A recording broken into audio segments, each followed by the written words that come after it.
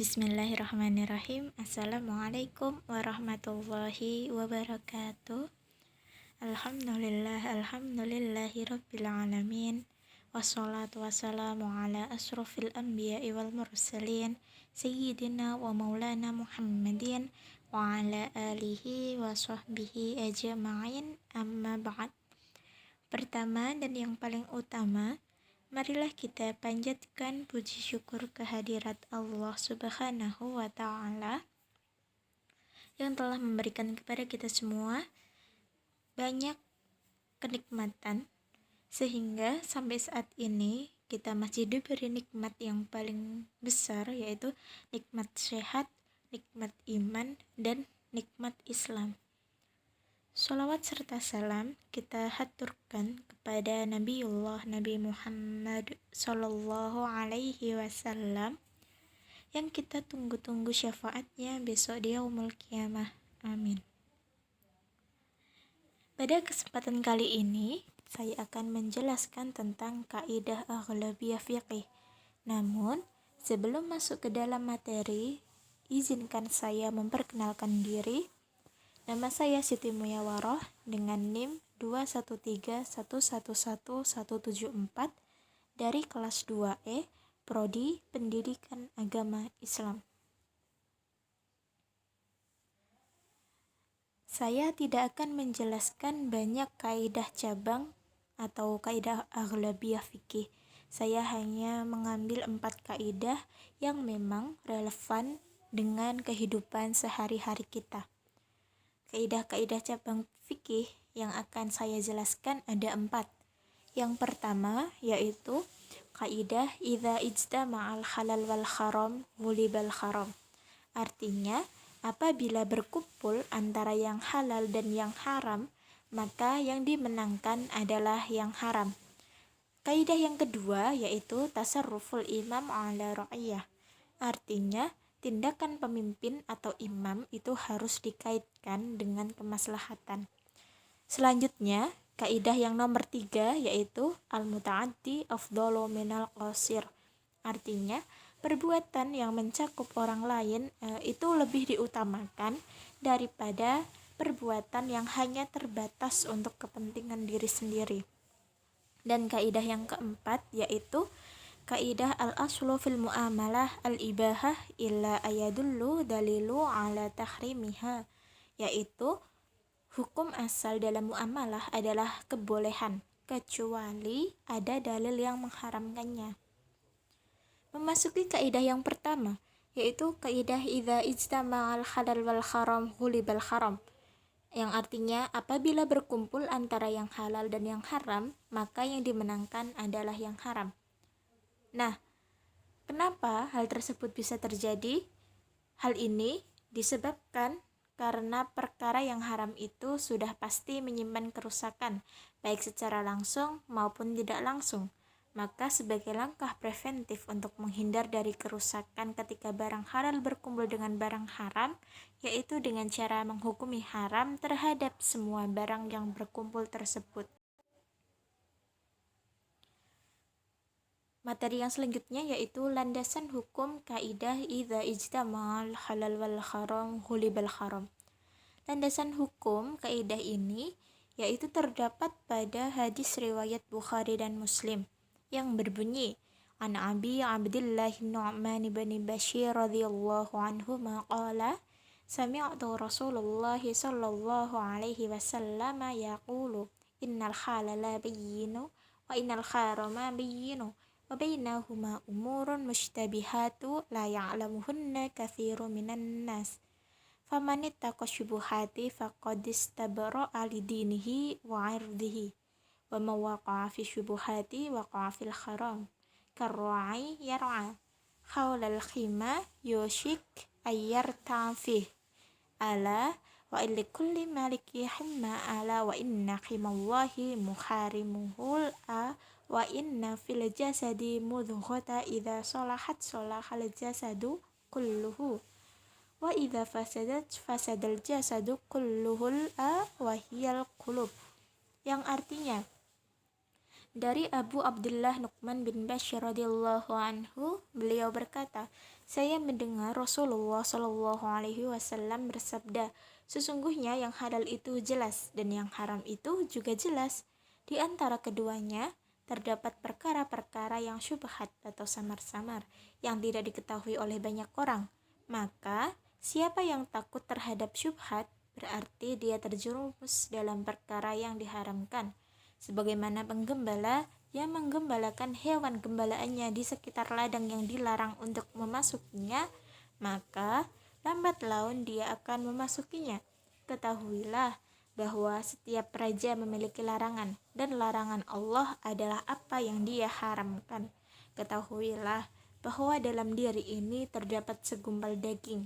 Jika dia baik, maka baiklah seluruh tubuh ini, dan jika dia buruk, maka buruklah seluruh tubuh. Ketahuilah bahwa dia adalah hati. Hadis riwayat Bukhari dan Muslim. Contoh dari kaidah idza ijtama'al halal wal haram ghulibal haram. Contoh yang pertama, pemberian pakan pada ternak hewan secara rutin, di mana dalam pakannya ditambahkan sedikit vitamin yang mengandung bahan haram, maka status hukum mengkonsumsi hewan ternak tersebut adalah haram. Contoh yang kedua, jika ada bejana pertama berisi daging bangkai dan bejana yang kedua berisi daging sembelihan atau muzakkah, dalam artian daging yang halal untuk dikonsumsi, sementara kita tidak mengetahui di antara kedua bejana di mana yang berisi daging yang halal dan di mana daging yang berisi bangkai. Dalam kondisi demikian, kita tidak boleh mengambil salah satunya hanya dengan alasan di antara daging itu terdapat daging yang halal, sebab saat itu terjadinya percampuran antara unsur halal, yakni bejana yang berisi daging halal, dan ada unsur haram, yakni bejana yang berisi daging bangkai, maka ketentuan hukum yang mendominasi adalah pada unsur yang haram. Hal itu dilakukan untuk menjaga agar kita tidak mengkonsumsi barang yang haram, walaupun hanya sedikit. Selanjutnya, kaidah yang kedua yaitu kaidah tasarruful imam ala ra'iyah, yang artinya tindakan pemimpin atau imam itu harus dikaitkan dengan kemaslahatan. Kaidah ini merupakan acuan bagi para pemimpin atau pemerintah dalam mengambil kebijakan-kebijakan yang berkaitan dengan rakyat. Sebagai pemegang amanat, para pemimpin diharapkan bisa mempertimbangkan kemaslahatan rakyatnya dalam menentukan kebijakan. Landasan hukum dari kaidah tasarruful imam ala ra'iyah yaitu terdapat pada Quran surat Al-Baqarah ayat 124 yang berbunyi, wa idzib tala Ibrahim rabbuhu bikalimatin fa'atammahun qala inni ja'ilka linnasi imama qala wa min dzurriyyati qala la yanalu ahdidz zalimin, yang artinya, dan ingatlah ketika Ibrahim diuji Tuhannya dengan beberapa kalimat lalu dia melaksanakannya dengan sempurna. Dia, Allah, berfirman, sesungguhnya aku menjadikan engkau sebagai pemimpin bagi seluruh manusia. Kemudian beliau, Ibrahim, berkata, dan juga dari anak cucuku. Allah berfirman, benar, tetapi janjiku tidak berlaku bagi orang-orang yang zalim. Quran surat Al-Baqarah ayat 124. Selanjutnya, contoh kaidah tasarruful imam ala ra'iyah, yaitu contohnya, demi terwujudnya kemaslahatan rakyat, maka pemerintah haruslah ikut serta dalam mengelola zakat, atau paling tidak bisa mengatur dan memberi tugas kepada orang-orang yang benar-benar profesional dalam bidang zakat. Contoh, yaitu orang yang bertakwa, orang yang beriman, orang yang jujur, dan orang yang bertanggung jawab sebagai pengelola zakat. Selanjutnya, kaidah yang ketiga, yaitu kaidah al-muta'addi afdhalu minal qasir, yang artinya perbuatan yang mencakup orang lain lebih utama daripada yang hanya terbatas untuk kepentingan diri sendiri. Suatu perbuatan yang dapat menghasilkan kemanfaatan yang dapat mencakup kepada orang lain, artinya memberikan manfaat bagi banyak orang, itu lebih utama daripada perbuatan yang manfaatnya hanya dapat dirasakan oleh diri sendiri. Landasan hukum dari kaidah al-muta'addi afdalu minal qasir yaitu terdapat dalam Quran surat Al-Isra ayat 7 yang berbunyi, in ahsantum li anfusikum wa in asatum falaha fa idza jaa wa'dul akhirati liyasu'u wujuhakum wa liyadkhulul masjida kama dakhaluhu awwala marratin wa liyutabbiru ma'alau tatsbiro. Artinya, jika kamu berbuat baik, berarti kamu berbuat baik untuk dirimu sendiri. Dan jika kamu berbuat jahat, maka kerugian dari kejahatan itu untuk dirimu sendiri juga. Apabila datang saat hukuman dari kejahatan yang kedua, kami bangkitkan musuhmu untuk menyuramkan wajahmu, lalu mereka masuk ke dalam masjid atau Masjidil Aqsa, sebagaimana ketika mereka memasukinya pertama kali dan mereka membinasakan apa saja yang mereka kuasai. Quran Surat Al-Isra ayat 7.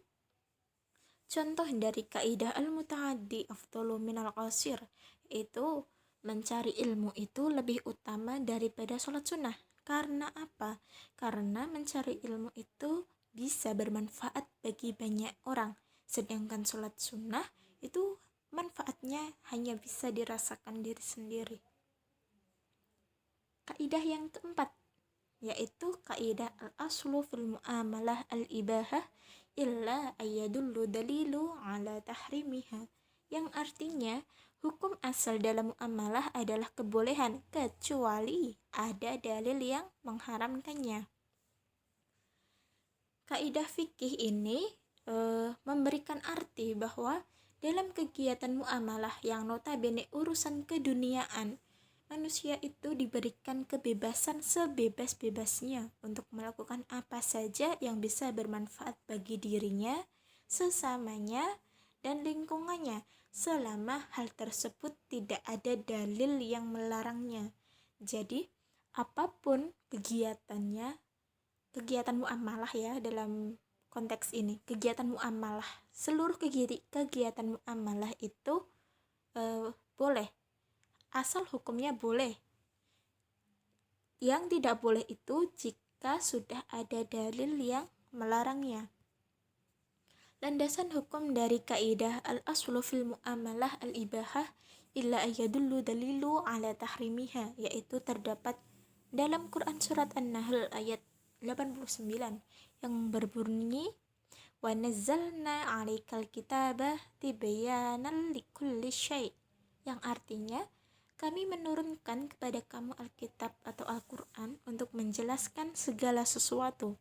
Selain dari firman Allah Subhanahu wa taala tersebut, Rasulullah Shallallahu alaihi wasallam juga pernah bersabda sebagaimana yang diriwayatkan oleh Ad-Daruqutni yang berbunyi, kullu amrin laisa alaihi amruna fahuwa raddun, yang artinya setiap perkara yang bukan termasuk ke dalam urusan kami atau tidak kami perintahkan adalah tertolak. Hadis riwayat Ad-Daruqutni.